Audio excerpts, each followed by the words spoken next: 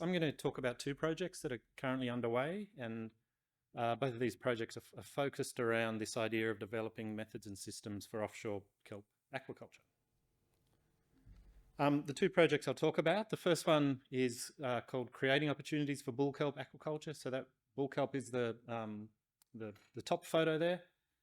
This is a project that now has 14 people on board, 5 organisations, and a total budget of 1.1 million. The second project is developing production systems for offshore kelp mariculture. This is a project that's led by Craig Johnson, who's here in the audience. But this is a bigger project, and this is a project with 50 people, 9 organisations, and a budget of over $3.2 million. So the overall motivations for both projects, this sort of overarching motivation is to get to the point where we can include seaweed aquaculture on the offshore production systems. Initially, we did a scoping project, and that identified bull kelp and giant kelp as the species with the highest potential to be used in an offshore context, and that was based on a number of different criteria. To grow anything in aquaculture, you need to understand its reproduction, you need to know the methods to use in a hatchery, you need to know how to actually grow it to the production level. For kelp, what you need to do is grow them offshore in the ocean. And so the first project for the bull kelp really focused on those sort of basic issues, those fundamental issues around cultivation. The second project is largely focused on giant kelp. And for giant kelp, we know how to do the hatchery stuff. We know how to do the at-sea production. And so that project focuses much more on the production systems that are required to support the offshore kelp mariculture. All right, so why kelp? So kelp has a whole range of uses. It's in pretty high demand relative to supply. It's been used as food for a long time now. Increasingly, it's being considered a superfood. It can be used as a nutraceutical. The products from kelp have a range of applications in medical and dental areas, in a range of food products, beer, cosmetics, agriculture, a whole range of different applications. So there's a range of uses here. There are also positive environmental outcomes to growing kelp. Kelp will take up nutrients and carbon dioxide from the ocean. They'll produce oxygen, so there are a number of things that will improve water quality. To grow kelp in the ocean, you don't need to clear, it's not like agriculture on land, you don't need to clear land, you don't need to water it, you don't need chemicals, you just need some space in the ocean to do that. And growing kelp also ticks a number of the Sustainable Development Goals, not just the life below water goal, but all the boxes here that have a blue edge around them are some of the Sustainable Development Goals to which kelp can contribute. So just very quickly, the methods for growing kelp. There's a hatchery phase which lasts usually a few weeks to a couple of months, and there's an at-sea growth phase. The hatchery phase basically involves getting the seed stock, attaching the seed stock to, in most cases, to twine and on spools. So the photo on the left-hand side, the white thing is a PVC tube, and that's got twine wrapped around it. And the spray bottle is full of spores, which get sprayed onto the twine. They then get placed in a tank for a while. All the brown stuff you can see in the centre photo are little baby kelp plants, and then that gets taken out to the farm. The twine is then wound around a larger rope, and that's put down in the ocean, and it grows for a while until it's harvested.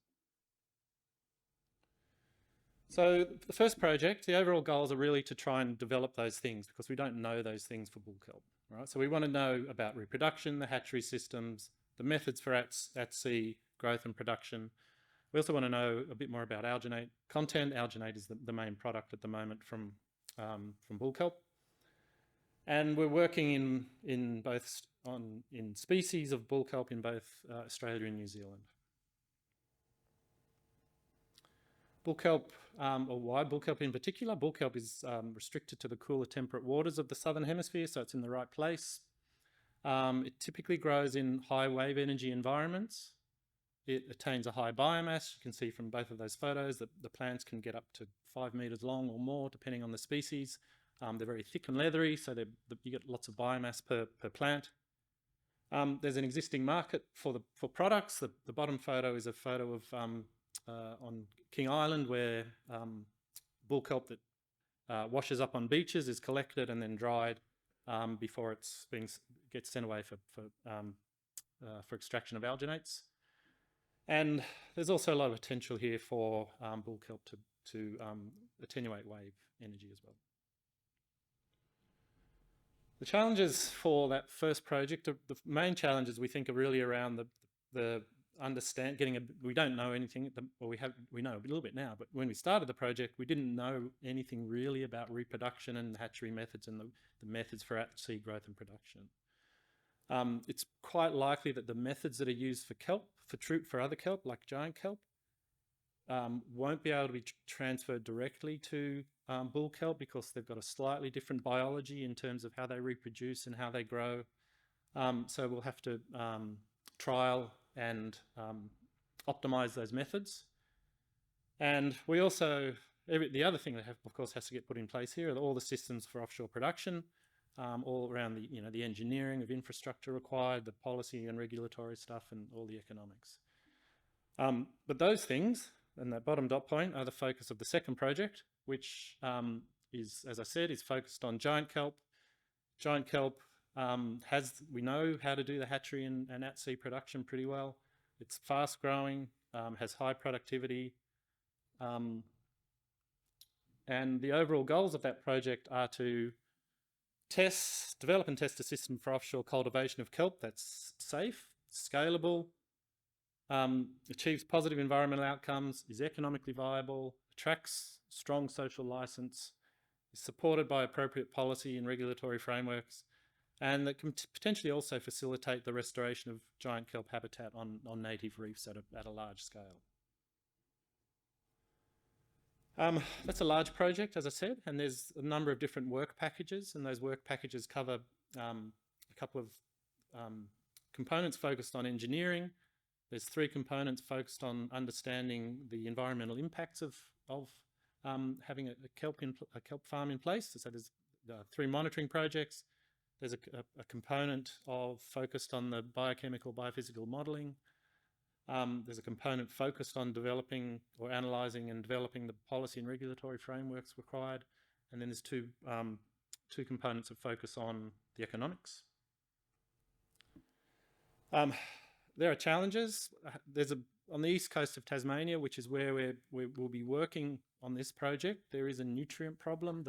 The nutrient levels at the surface are really low, and a lot of the time of the year they're below the levels at which giant kelp will grow, and so the nutrient levels are higher deeper down. So there's some the engineering components are looking at trying to solve that problem.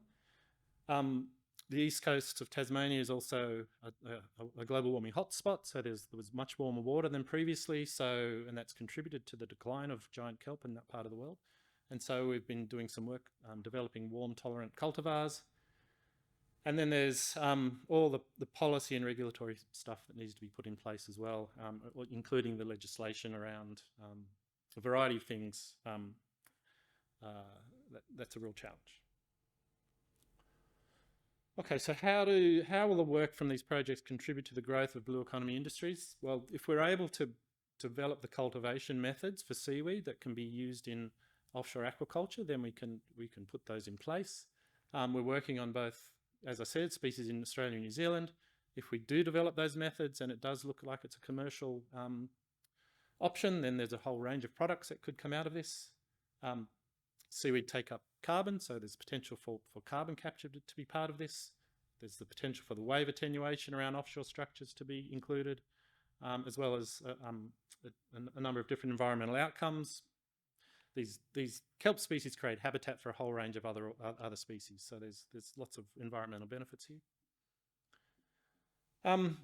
Secondly, This work could contribute by developing the systems for offshore kelp cultivation, and that's, as I outlined earlier, there's things related to engineering, monitoring, policy and regulation and economics. And then finally, for the second project, what I've described very briefly is really just phase one of the project. There is a phase two, and assuming phase one goes well and it looks like it's worth proceeding, then the information developed in phase one will feed into the phase two of the project, which is a full-scale trial in deep water in Storm Bay, which is on the east coast of Tasmania. Thank you.